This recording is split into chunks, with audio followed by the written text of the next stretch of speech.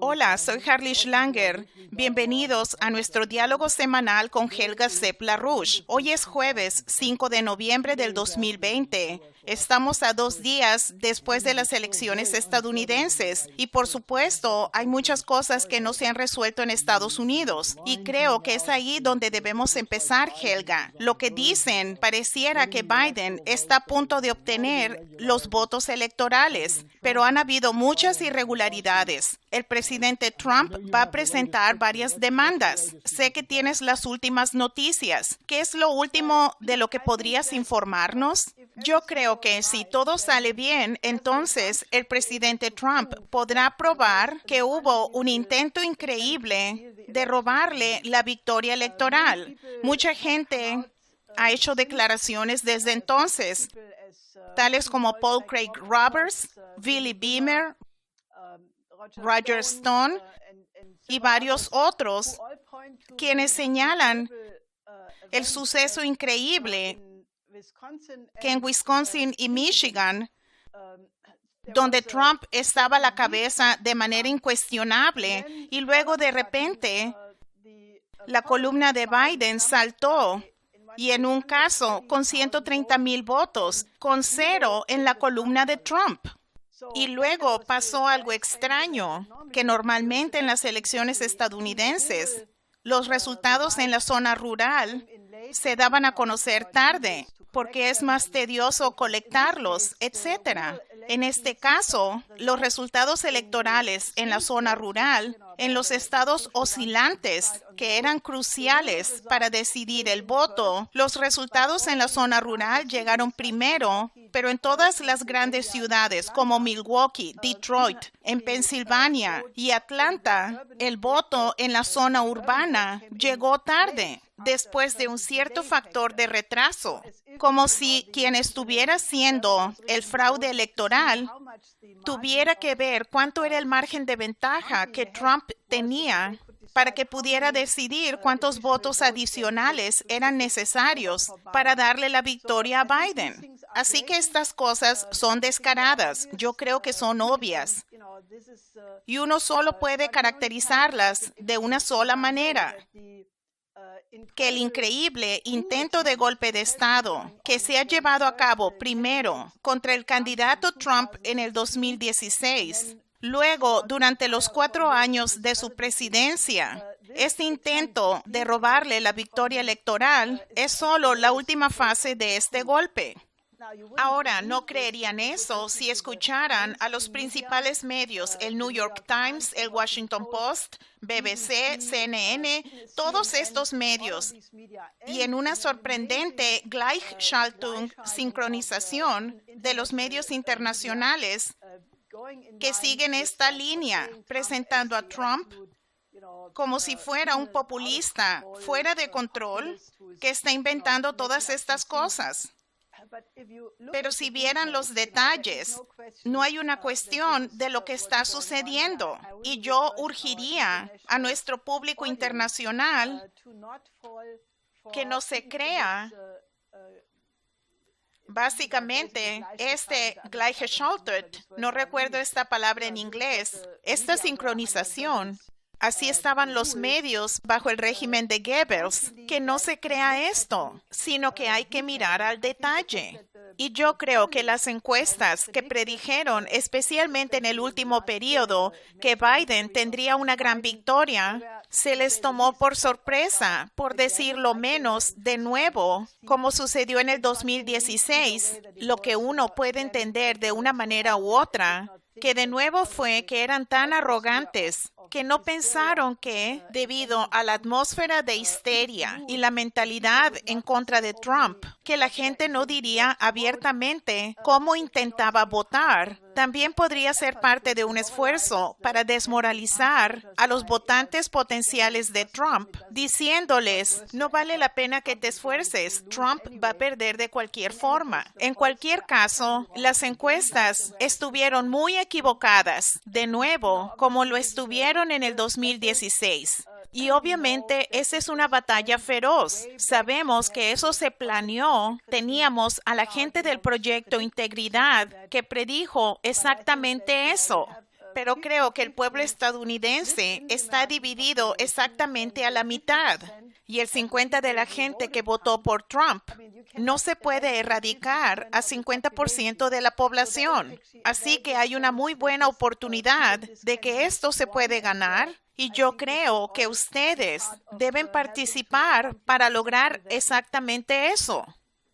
Ya hay varias demandas que se hicieron en un par de estados, pero creo que el punto que acabas de hacer, que esto se planeó de antemano, debe enfatizarse. Que se nos dijo varias semanas antes de la elección que el voto por correo crearía un cambio, que Trump tendría la delantera en la noche de la elección, que es exactamente lo que sucedió. Pero luego se contarían los votos por correo, lo que haría que Biden se pusiera a la cabeza, y luego que Trump alegaría que hubo fraude. Tenían esto planeado, pero también estaban preparándose para la posibilidad de que pudieran poner a gente en las calles, ya sea Antifa o Black Lives Matter, para crear el caos. Ahora, Helga, yo creo que algo que es interesante es el contraste entre lo que hizo Trump, quien tuvo una serie de mítines muy concurridos, contra Biden, quien básicamente hablaba con su equipo y casi no salió del sótano. No creo que eso se haya mencionado en Europa. ¿No es así?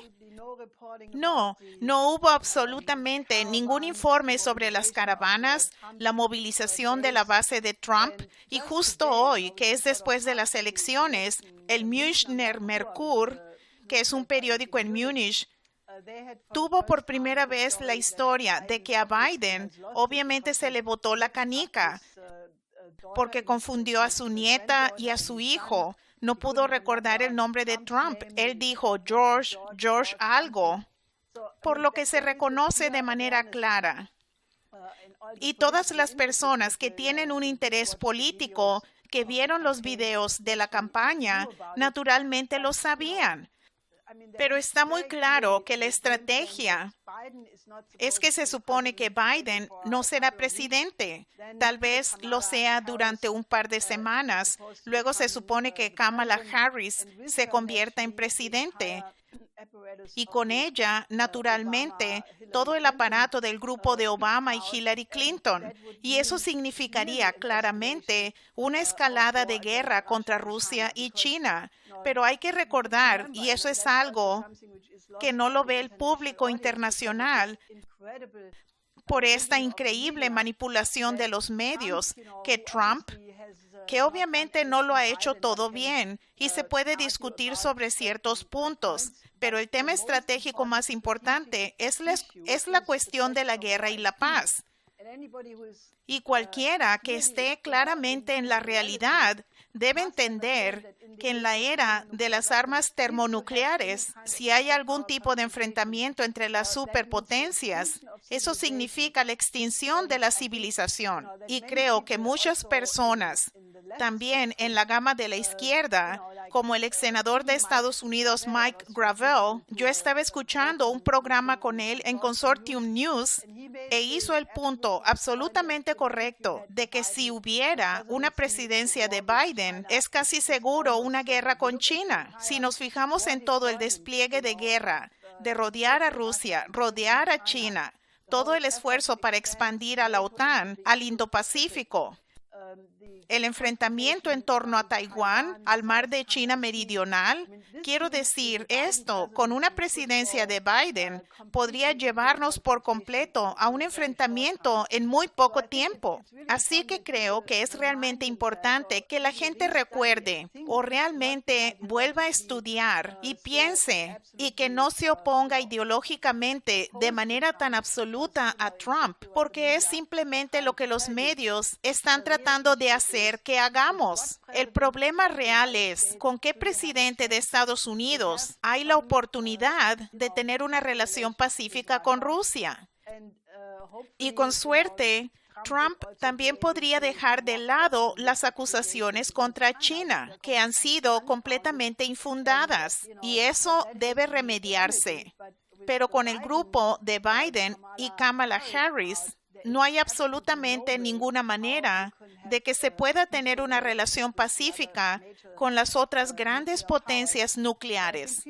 Así que creo que la gente debe volver a considerar esto y no dejarse manipular por esta orquestación de la mayor manipulación de los medios que ciertamente he visto en mi vida.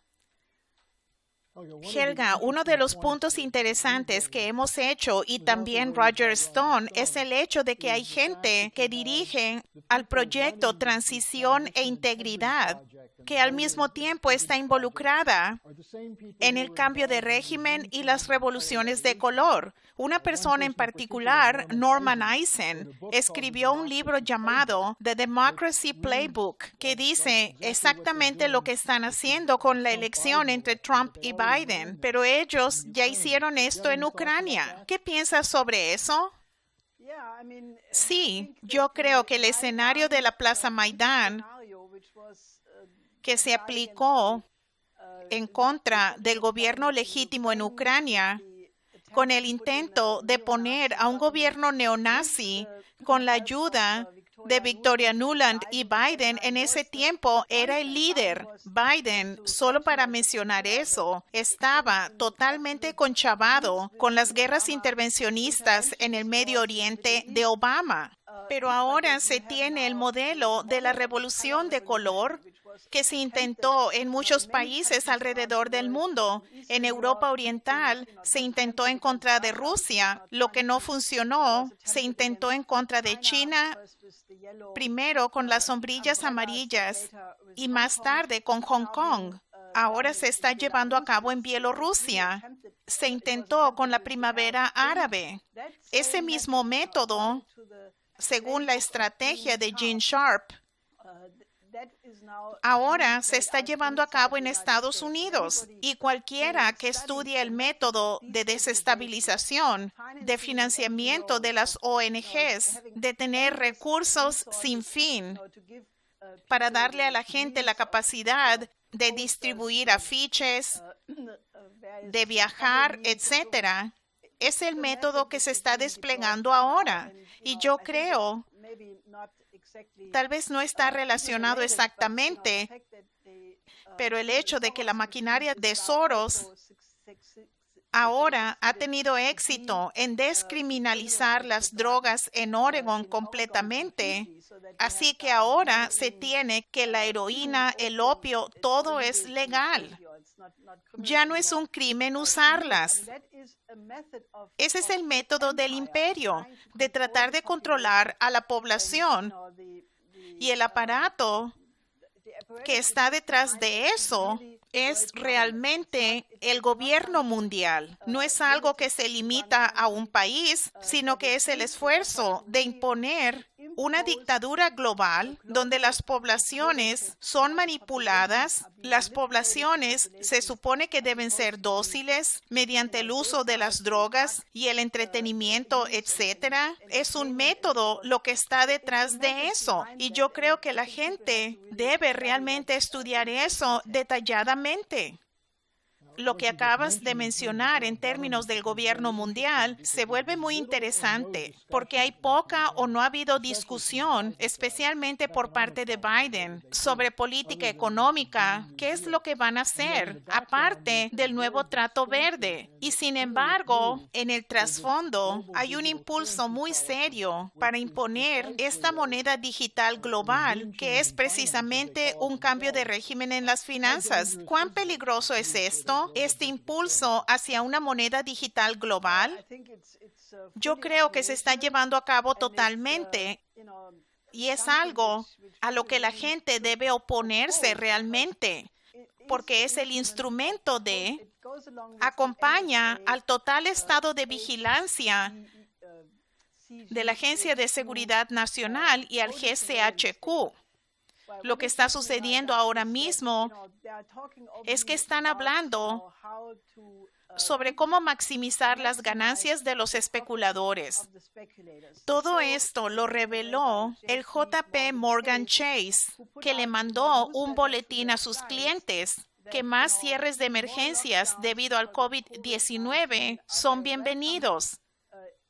que no es tan malo que se hundan las industrias, porque los gobiernos tendrán que dar más paquetes de estímulos. Y estos paquetes de estímulos, naturalmente, irán a los grandes bancos. Por lo tanto, hacen que la bolsa de valores y los mercados de valores suban. Y por lo tanto, la gente puede tener ganancias. Ese es el mensaje básico que ellos presentan. Eso solo muestra que no tienen ningún interés sobre la producción real. De hecho, una de las razones de por qué no les gusta Trump es porque Trump representa el potencial de regresar a un programa de industrialización real para Estados Unidos. Y con el tiempo trabajará con otros países para que hagan lo mismo. Así que el plan ahora, y Christine Lagarde, quien es la presidente del Banco Central Europeo y exdirectora del FMI, ella acaba de decir que el Banco Central Europeo está preparado totalmente para crear un euro digitalizado y que todos los otros principales bancos centrales,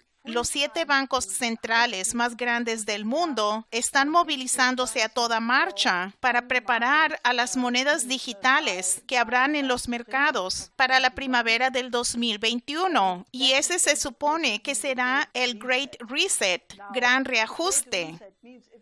Y naturalmente ellos dicen, esto no va a significar eliminar el dinero en efectivo inmediatamente.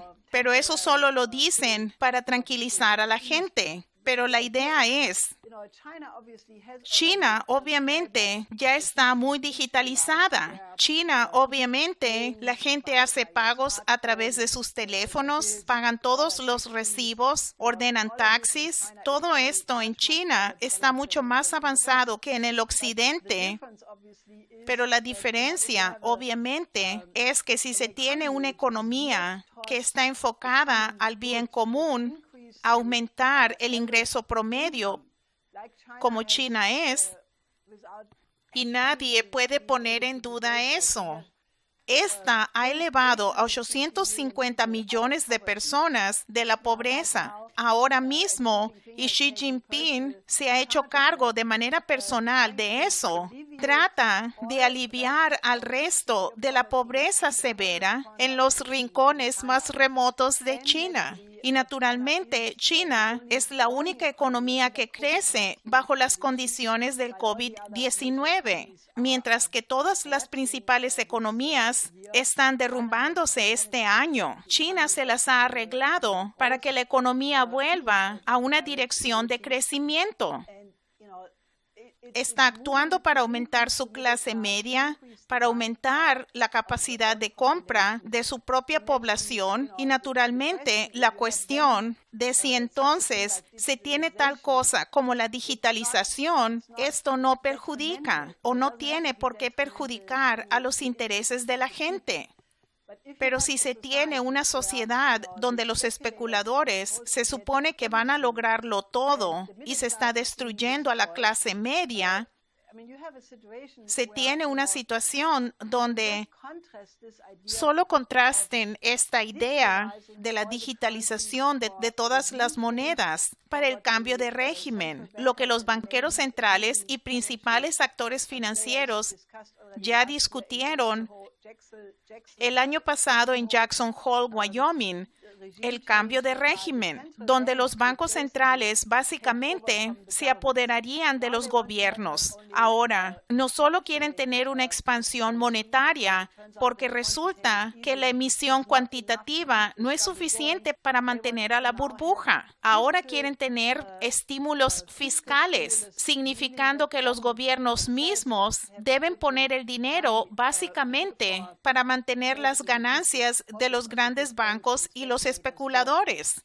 Ahora, eso está en un gran contraste si ven al hecho de que tenemos una pandemia que todavía continúa, está básicamente saliéndose de control. Si ven a la tasa de infección, casi todos los países europeos van a tener un nuevo cierre de emergencia o una reducción severa de lo que la gente puede hacer. Luego está la crisis de la hambruna. 7 millones de personas ya murieron este año de hambre. David Beale Beasley, el dirigente del Programa Mundial de Alimentos, dijo que si no hay un cambio inmediato, es decir, el proporcionar por lo menos $5,000 millones, que es totalmente insignificante, 30 millones de personas más morirán en los próximos meses. Pero el próximo año, si esto no se detiene, hay el peligro de que 260 millones de personas mueran de hambre. Ahora, nada de eso se ha abordado con estos planes monetaristas. La idea de tener monedas digitales solo significa una política total de despoblación, porque lo que el gran reajuste en este contexto significa que todo el financiamiento hacia cualquier cosa que no sean las tecnologías verdes se detendrá. Solo se van a financiar la energía solar, eólica y cosas similares. Y esto será básicamente la implementación del gobierno mundial mediante el control de todo el financiamiento. Y ese es el gran reajuste. Hay un gran debate ahora mismo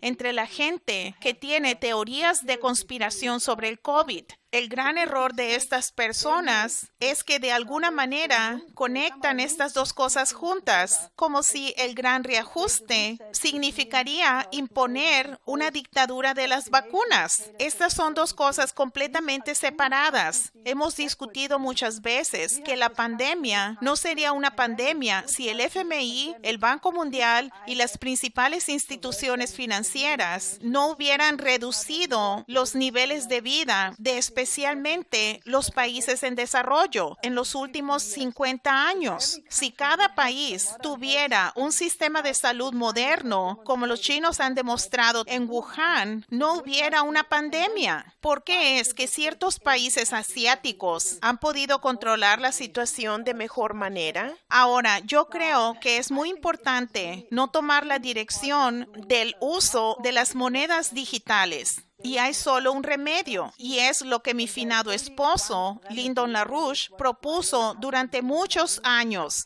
que se necesita acabar con la economía de casino. Se necesita imponer la separación bancaria de la ley Glass-Steagall. Se necesita, en el caso de la Reserva Federal, nacionalizar la Reserva Federal, convertirla en un banco nacional, un tipo de corporación financiera de reconstrucción, lo que hizo Roosevelt. Y luego empezar a emitir crédito a largo plazo a baja tasa de interés para la inversión real en la producción industrial, pero especialmente en las áreas de alta densidad de flujo energético, tales como un programa de emergencia para lograr la energía de fusión, la cooperación espacial internacional para aumentar la productividad de la economía. Eso, obviamente, es absolutamente lo opuesto de lo que es el nuevo trato verde, y eso es por lo que se está luchando ahora mismo. Esto no es algo que puede esperar hasta el próximo año, y yo creo que necesitamos empezar a educar a la población en este momento, porque estos bancos centrales no están esperando por el resultado de esta guerra de disputa electoral en Estados Unidos, pero yo creo que este peligro de una dictadura mundial a través de los bancos centrales es algo sobre lo que la gente debe despertar inmediatamente.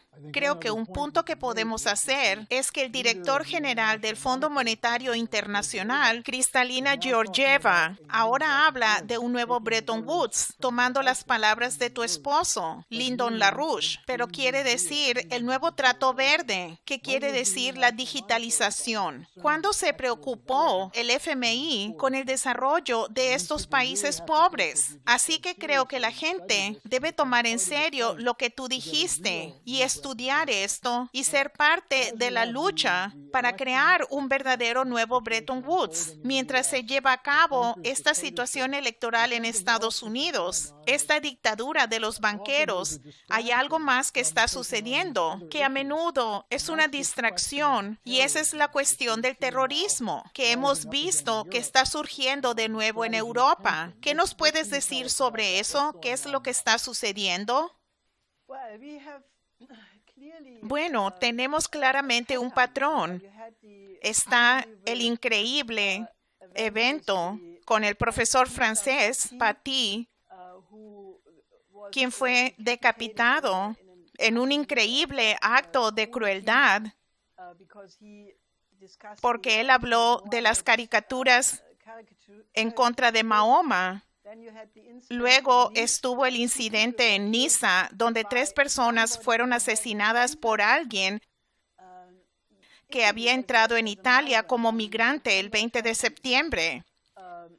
Era evidente que ya estaba radicalizado y pretendía ser un migrante. Luego se fue a Francia y 3 semanas después cometió esta atrocidad en Niza.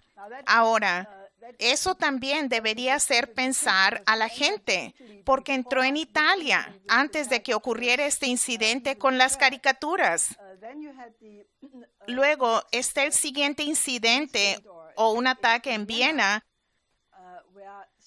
donde alguien, una persona de 20 años, que ya la conocían las autoridades, que había querido emigrar a Siria en un grupo de 90 personas, que fue detenido por la policía. Luego fue a Eslovaquia e intentó comprar armas. Las autoridades de Eslovaquia informaron a los austríacos sobre este incidente y esto se ignoró. Y ahora se llevaron a cabo varios arrestos en Austria y Suiza en el contexto de esto. Así que obviamente es una red de islamistas vinculada a las redes en los Balcanes y también en el norte del Cáucaso. Debemos recordar que la estrategia de tensión siempre se ha aplicado cuando había otros eventos importantes que implementar. Y yo creo que tiene todo que ver con lo que discutimos antes. Ambos. Naturalmente, el objetivo del Imperio Británico, de la oligarquía, es robarle la elección a Trump, lo cual tiene que ocurrir en una área de total distracción. Pero luego, especialmente también, el hecho de que detrás de todas estas cosas está el hecho de que el sistema financiero del Imperio Británico está en bancarrota y solo puede ser sostenido mediante estas increíbles inyecciones de liquidez, lo que hemos visto en 10 años más o menos. En realidad, 12 años desde el crack del 2008. Así que la estrategia de tensión siempre se ha usado como una manera de causar un cambio de régimen, de causar cambios en el gobierno, creando una atmósfera de pánico, de hacer que la población acepte cosas. Y debemos recordar que todas las redes Gladio de la OTAN fueron responsables por la oleada de terrorismo en los 70s y 80s en Italia. Todo el grupo de la pandilla Baader-Meinhof en Alemania claramente estaba dirigida a asegurarse que la reunificación alemana no tuviera el resultado de que hiciera realidad la increíble oportunidad histórica que significó ese gran momento histórico, a través de que la tercera generación de la pandilla Baader-Meinhof asesinara a Alfred Herrhausen. Hubo documentales incluso en la televisión alemana de que esta tercera generación nunca existió. Nadie pudo establecer su existencia. Luego, Detlef Rohwedder fue asesinado, el dirigente de Treuhand, lo que se usó luego para el cierre total de las industrias en Alemania Oriental después de la unificación. Así que siempre pueden ver muy claramente los asesinatos, como el asesinato de Kennedy, de Martin Luther King, Robert Kennedy, Malcolm X. Estas fueron el tipo de estrategias que siempre tienen que ver con tratar de llevar a cabo cambios de paradigma.